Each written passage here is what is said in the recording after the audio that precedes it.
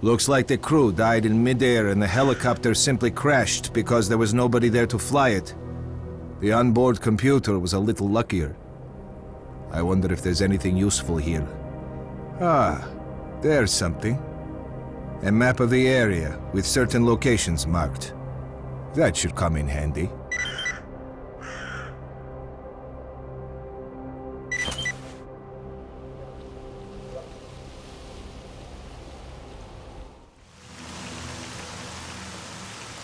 I saw a bloodsucker enter the building. I'm guessing that's their lair, but let's put that theory to the test. Watch the shadows. They could appear from anywhere.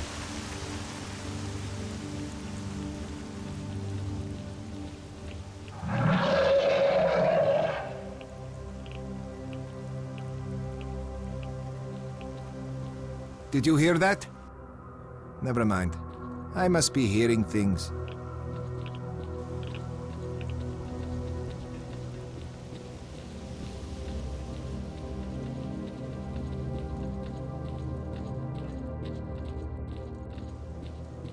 There's something there. Cover me.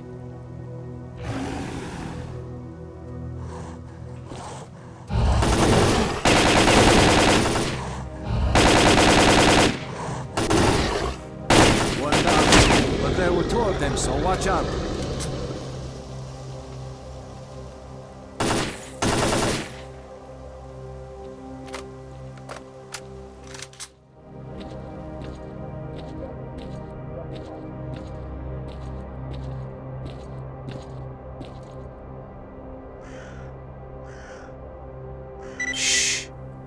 It's full of sleeping bloodsuckers. Let's try to get by them without making any noise.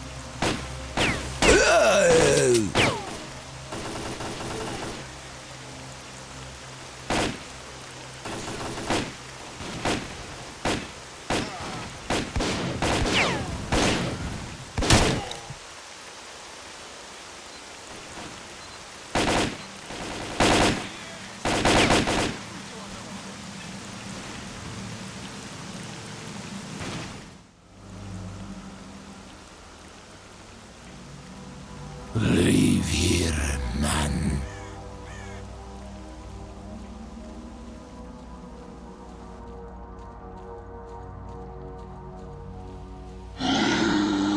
Attention, stalkers! An emission is approaching. I repeat, an emission is approaching. Seek cover immediately.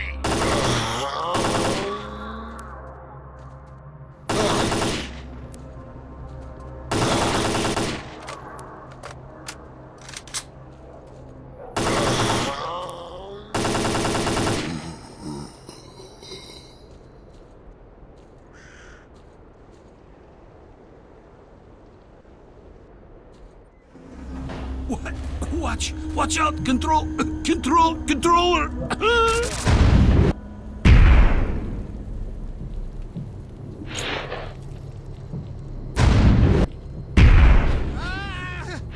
It's inside me! No!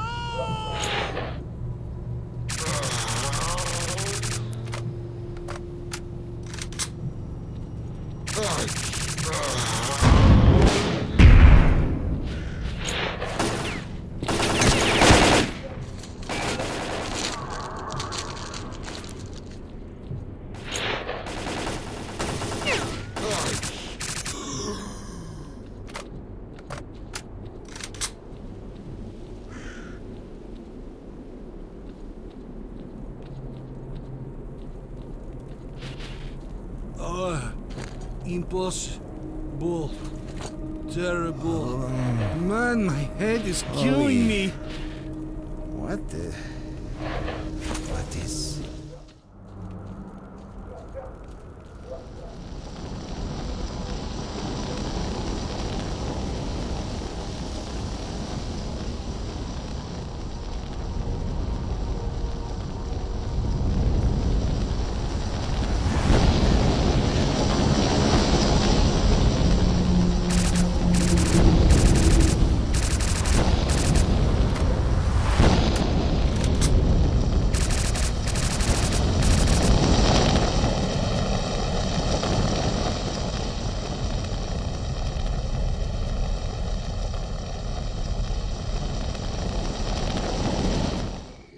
Careful. We gotta be real quiet. We can't let it hear us.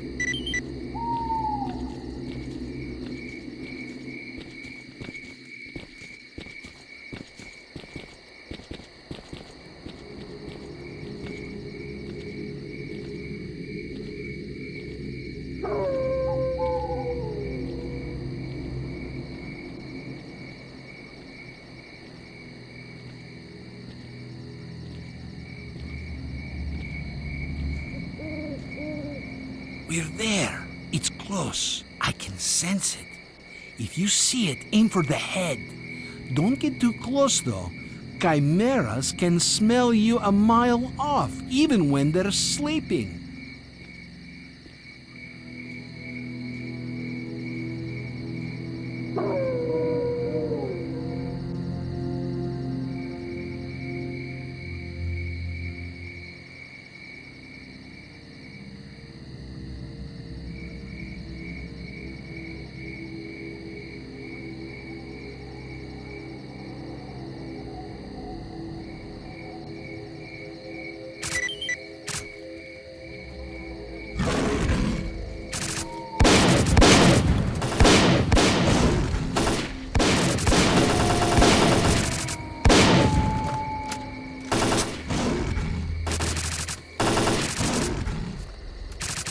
It's over. Our job is done. Let's head back. Remember to pop in to see Trapper at Yanov and tell him the wounded Chimera is done with to get your share.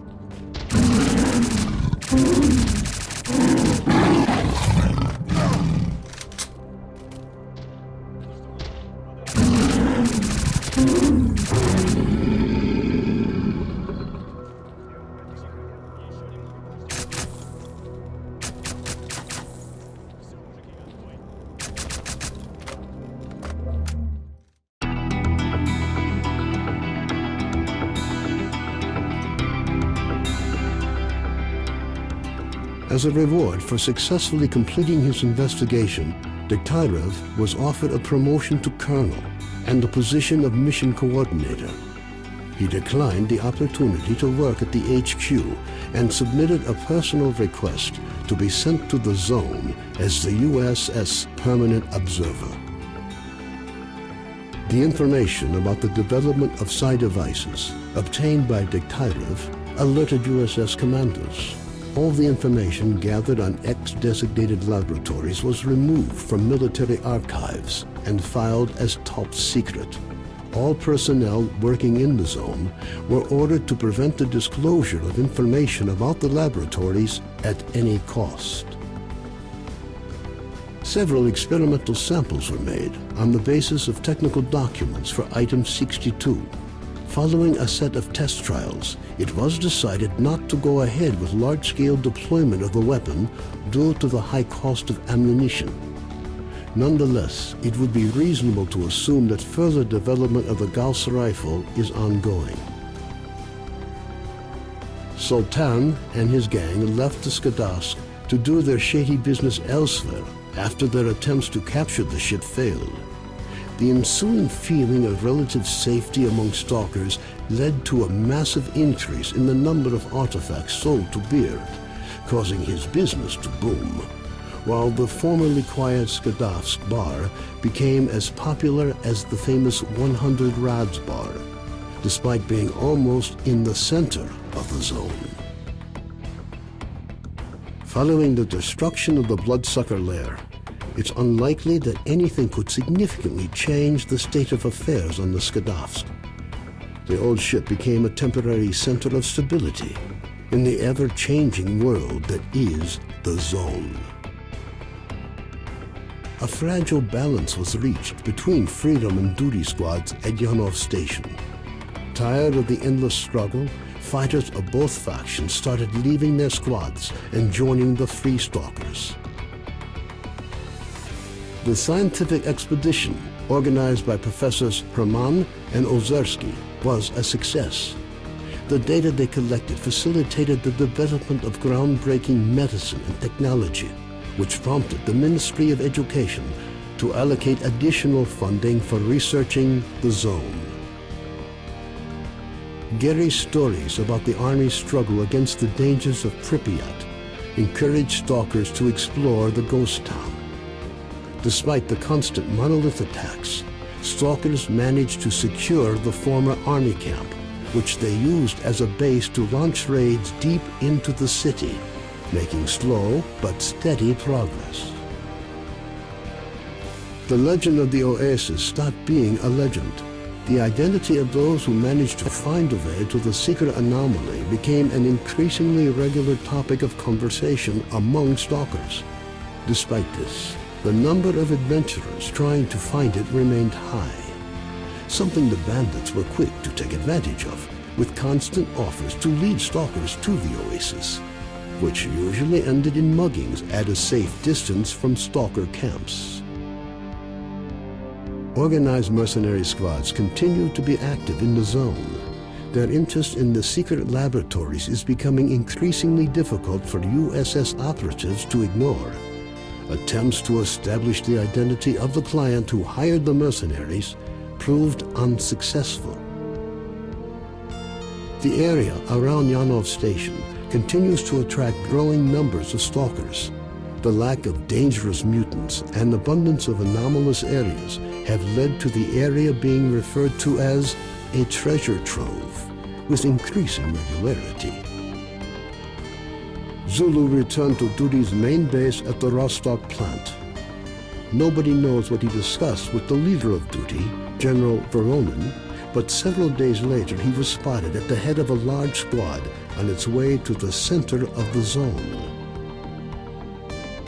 Vano headed off to the freedom-controlled military warehouses, where his cheerful personality and optimism quickly earned him the popularity they merited.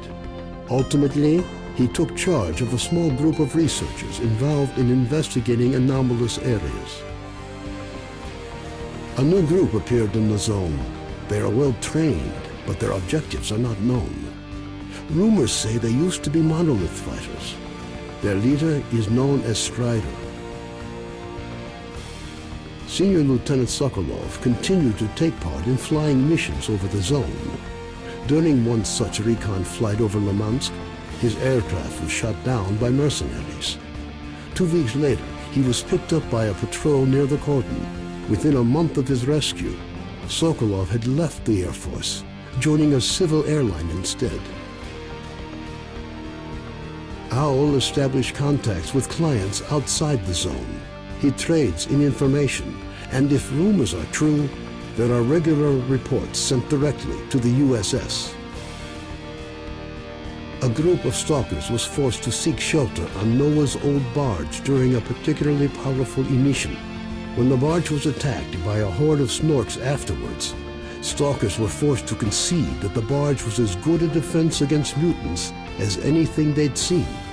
Even more astonishing was a litter of Pseudo-dog puppies that Noah himself led into battle against the Snorks. Having found out about his friend's fates, Carden gave up dreams of a stalker career. Having overcome his alcoholism, he moved to Yanov, where he partnered up with Nitro to set up a full-service repair shop.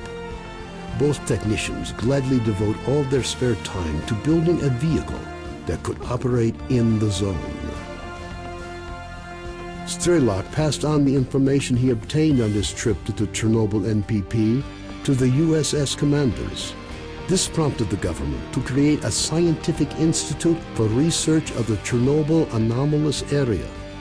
S.T.A.L.K.E.R took up the position of chief scientific consultant to the institute.